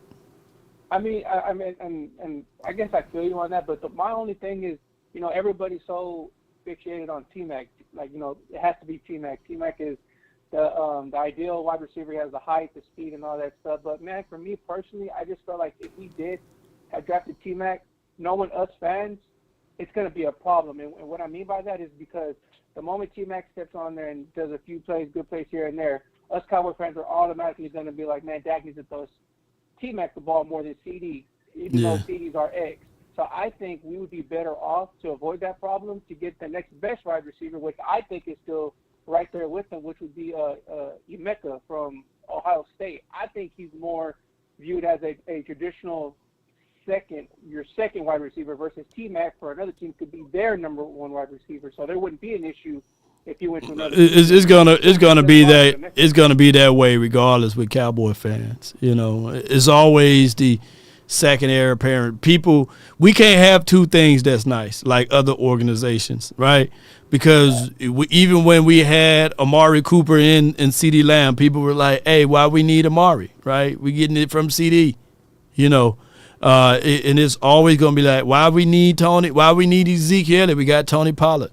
So Cowboy fans going to always get hit with that. We the only organization, because I think that the media kind of portray that too, when you have other people shining, it even go like that with offensive line. Oh, man, we no longer need this guy. We got Tyler Smith. Instead of us having multiples, it's always one or the other, unfortunately. And you can hear a little news even with the tight ends. Hey, man, we don't need Ferg no more. We getting Schoonmaker getting better. So it's always that. We got to always deal with that. But Emeka, if you look at his Ohio State tape, he lines up majority of the time he's inside the slot. He give you two-way goals. He's not a guy that I'm looking at his tape that he's always on the outside. They move him around a lot. So even him to a degree in CeeDee Lamb, I still like that. But I just want me a primary X receiver to be on the outside and the boundary. And I think that's what T-Mac brings a little bit more than what Emeka. But I like both wide receivers. I ain't going to get mad at if any of those things happen for us. All right. Hey, okay, so last question. We all, I think us Cowboys fans already kind of know the players we want, wide receiver, Gen 2, right, or whatever. But my question is to you, is there a specific player or a position that you do not want us to get? Like, if they pick this position or player, you're just like, oh, my gosh, there's another year where we could have spent it on something more useful. O-line and to a degree, D-line. I know a lot of people talked about Josh Simmons. I think he's going to be brilliant, but not year one. He's going to be brilliant probably year 3, year 4. It's hard to come back from the kind of caliber of injury he got. And the other one is what the other guy mentioned, is Walter Nolan. I like Walter Nolan, but not at that 12th spot in that 12th selection. I'm seeing him get pushed around even in this combine, Senior Bowl stuff. So I just don't want us to get a developing player from a non-skilled position. I want us to get somebody that can catch a touchdown or run a touchdown, not sitting back waiting for 3 years for them to develop them. Yeah, for sure, man. Well, that was pretty much all the questions I got, man. I guess in closing, man, from what I'm hearing from Shotty, man, at first I was like, man, I didn't know about the head coach. That I didn't think he was going to do too good. I'm being honest with you, man. Right. From his recent hires, man, and from what I'm seeing at the from the combine and the stuff he's saying, man, I'm already starting to feel a little bit better about the hire, man. But I appreciate your time, Law, man. I always watch your content all the time, man. Like I said, after I get off the phone, I'm going to unmute my TV and just keep hearing what you got to say, what other people got to say, man. Appreciate you, man. It's been a pleasure, bro. Thank you. It's Cowboys Ricky, man, from the 469. Always a great call. I understand his sentiments on Dak Prescott. If I'm controlling this team, I'm always looking to replace my quarterback. If they haven't won the Super Bowl or we haven't won the Super Bowl in 2 or 3 years, I'm looking to draft a quarterback every year. There's nothing wrong with that ideology. Make the pressure, put the pressure on them. I'm bringing in a veteran quarterback. I'm just going to do that. That's just how it is. No comfortable situation for the quarterback. I think that the Cowboys in general fall too much complacent with their backup quarterback. There's no reason Cooper Rush should have been on this team for 7 to 8 years, right? And we still trying to figure him out, right? There should be no reasons why we're paying $5.5 million to a Trey Lance, right, last season to hold the clipboard and not insert him in over Cooper Rush. You got to do those things, man. And I think the world of Dak Prescott, right? But I'm just looking at it like that from that particular perspective. Like, I know for sure you give him run game, we can win games, right? But I'm trying to catch any lightning in the bottle that I can find, right? So this is how it goes, unfortunately. But that's how teams do. Good teams do. Look, I don't think in the last 20 years, that there's been a quarterback to win more Super Bowls than Tom Brady.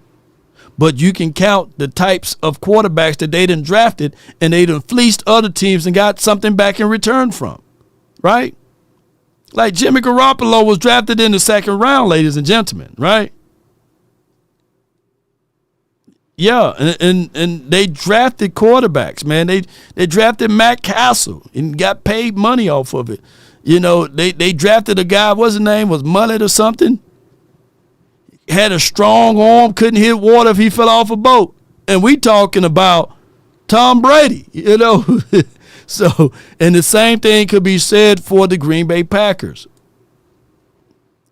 No, it was somebody else. Was it Mullet or something like that? Dude I think he went to Arkansas. He was drafted from Arkansas. What's that quarterback name? I'm talking about he had a gun of an arm, Mallet. Yeah, Mallet. What's his first name? Bernard? Yeah, what's his first name? Yeah. So you got to do that. And Ryan Mallett. Yeah. But no, boy, y'all know y'all football, man. Yeah. They still, and that's with Tom Brady. So what makes it a different from the Cowboys, right? We haven't seen or sniffed the damn NFC Championship game, you know.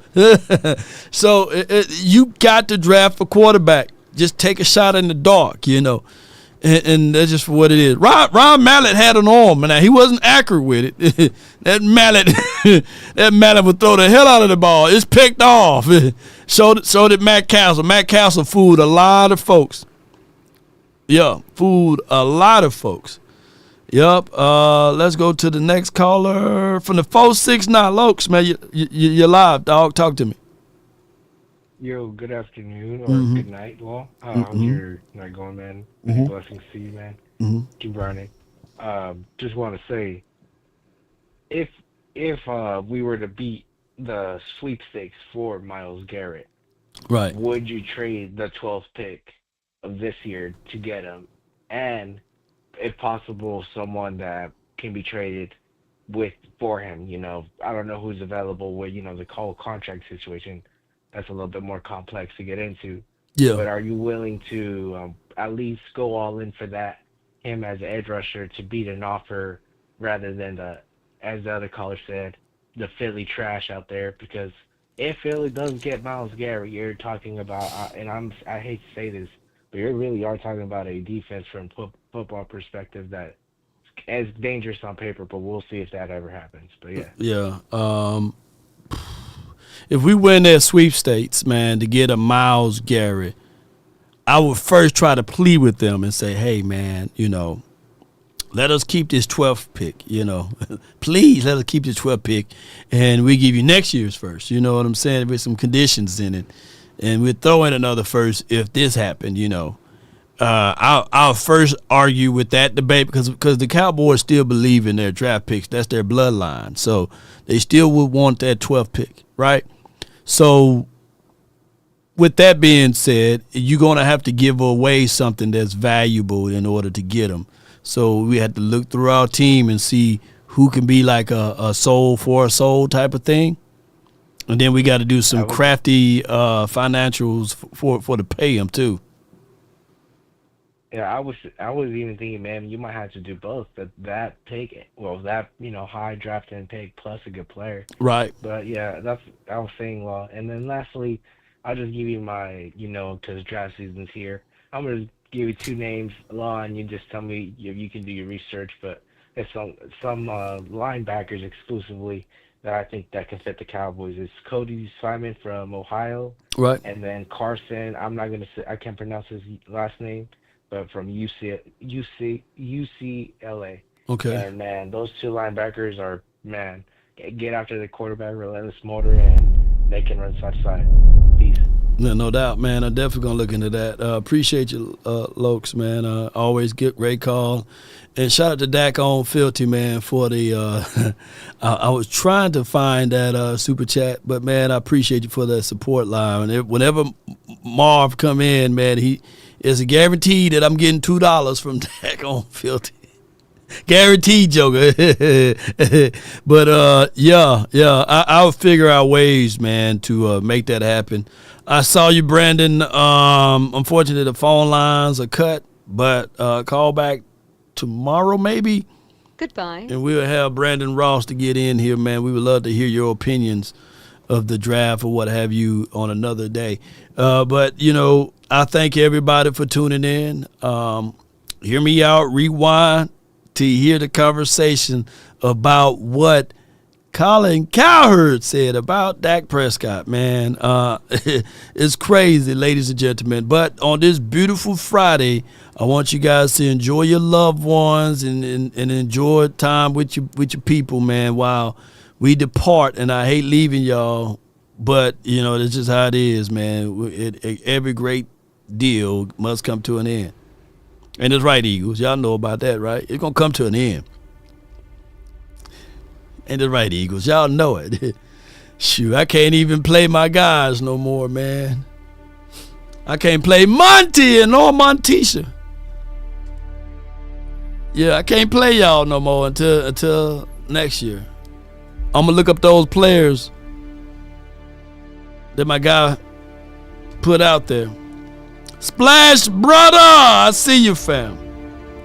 Blessings to all. Droco, I see you, fam. Jay Lombardi. Big Sarge, I see you. Drop 100 in the chat if you enjoyed this show. Put a 0 if you didn't. It's either 0 or 100. Nothing in between. And put some flames and fire out there for your boy. I love the saying from Jim Rowans, and you guys already know. When the end comes for me, let it find me conquering a new mountain, not sliding down an old one. Meaning that we always looking to achieve and do things better than what we did the previous year. So for this year, we got to figure it out. For this year, we got to erase what happened to us last season. A new beginning. There will be many people to tear down what you trying to build. There will be many people trying to smite the ideal of optimism and flip it around on you and call you delusional. But like I said many of times before, I'd rather lose here than to win as a Giant fan, or as a Washington fan, or as an Eagle fan. I would rather lose here. I'm DC for life, not for short. Let me say that again for those who don't understand my reasonings. I'm DC for life, not for short. Ain't that right, ice cold cowboy? Ain't that right, Rico? So if you are DC for life, not only when we win, not only when we are successful in certain situations, not saying that we are tied to this team based off of conditions. This is unconditional love. Yeah. So put DC for life if you're in there for the journey. The race is not to the swift, nor the battle to the mighty. It's to he that endures. You don't have to have Elon Musk money to know that the grand creator is blessing you. You got a roof over your head and your belly full, right? And if you got a sweet thing next to you, your sack empty. Write that one down, you know.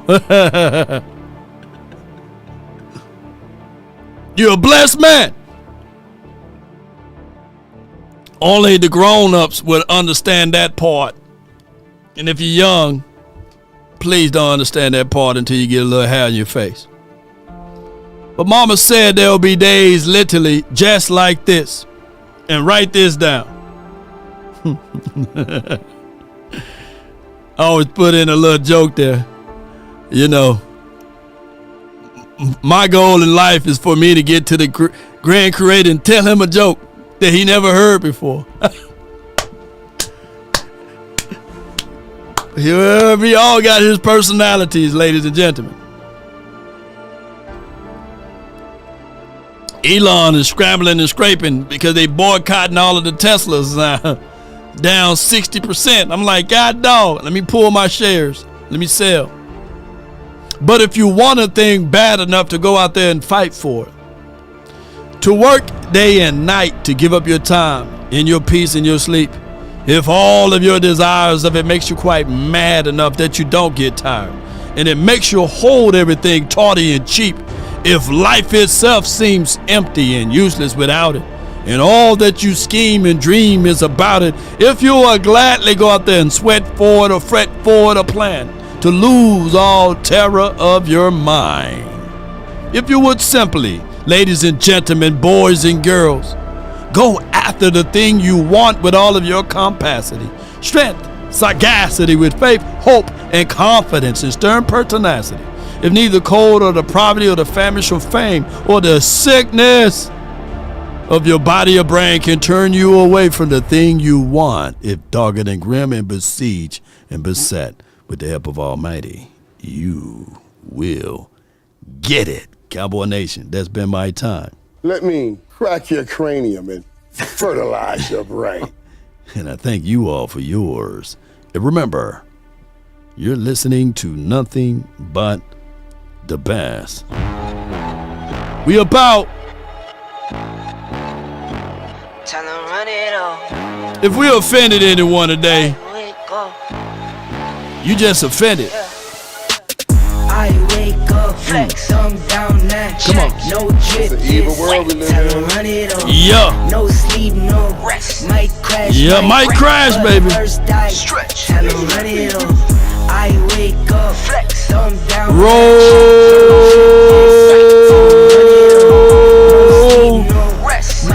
Those credits. Come on. Nah, she wanna hold me now. Come on. Yeah. Thought I could trust you, I find out you tried to zone. Don't zone low. Number one. Come on with it. The first one in, the last one out, can't call me lazy. Put in my hours, send the invoice and they pay me. I need 6 rings like MJ. Law Nation. I wake up, come on. Flex, thumb down now. Check. No drip this. Tell them run it on. No sleep. Come on with it, baby. Might crash, might wreck, but first die. Stretch. Tell them run it on. Yeah. I wake up, flex, thumb down now. Check. No drip this. Tell them run it on. Yeah. Surprise us.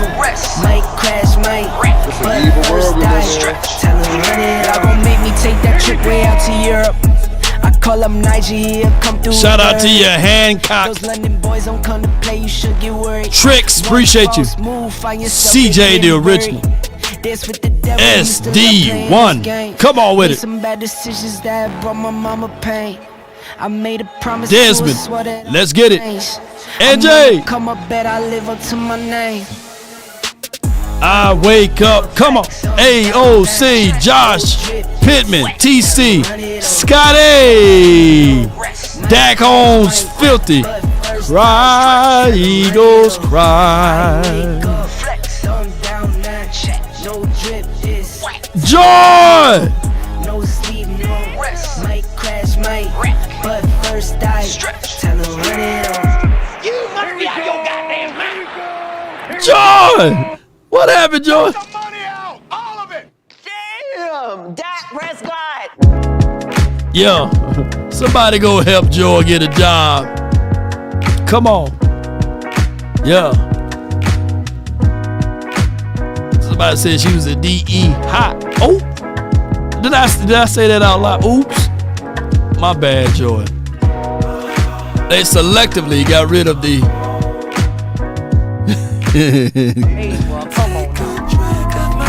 Lord.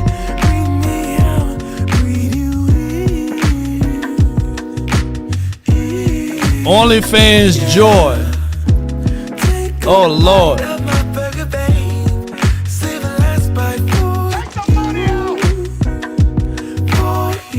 What we tell them? Don't let the street lights hit you. Don't let the street light hit you, baby.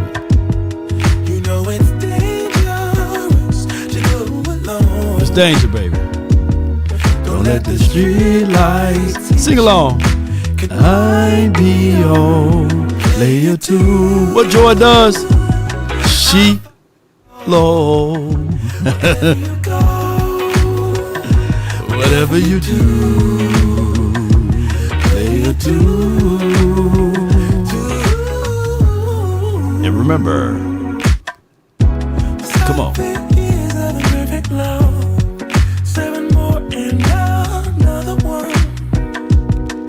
And another one.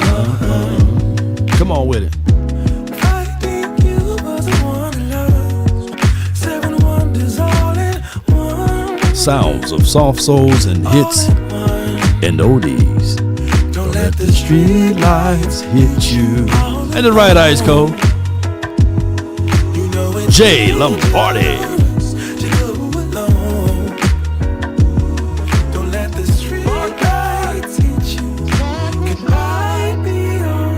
Play a tune.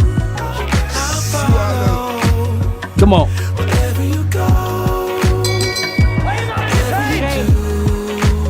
Shame. Shame. Swallowed up. If a paper crane can fly, are you shitting? Then forever doesn't feel that far. So far, so far. If a paper crane can fly, Come on with it, choir. then forever doesn't feel that far.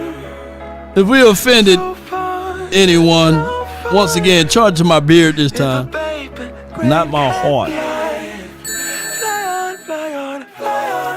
And on top of that, before we go,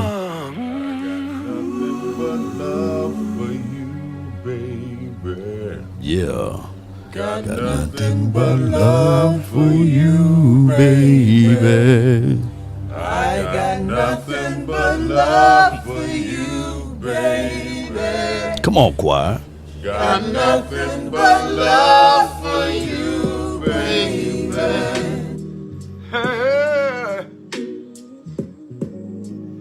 Ain't nobody calling me, texting me, paging me, asking me, are you still involved?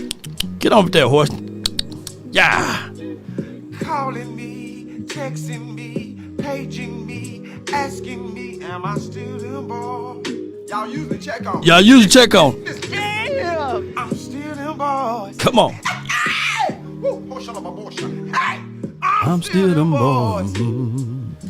Come on, y'all sing it with me. Hey.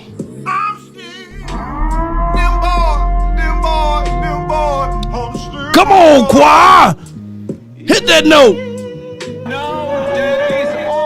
Yeah. I'm still. That was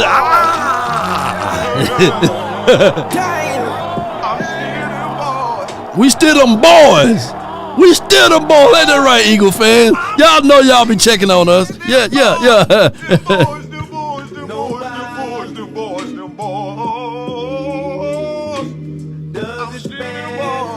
They can come closer than close. Now y'all don't want to call and check on the pastor. I'm still them boys. Original, they never will be. Yeah, I'm still them boys. Until next time, DC for life, baby. We up out of here. One love. If we offended anyone, just keep living. There's going to be some more things that could happen in your life. DC for life, not for short. Peace.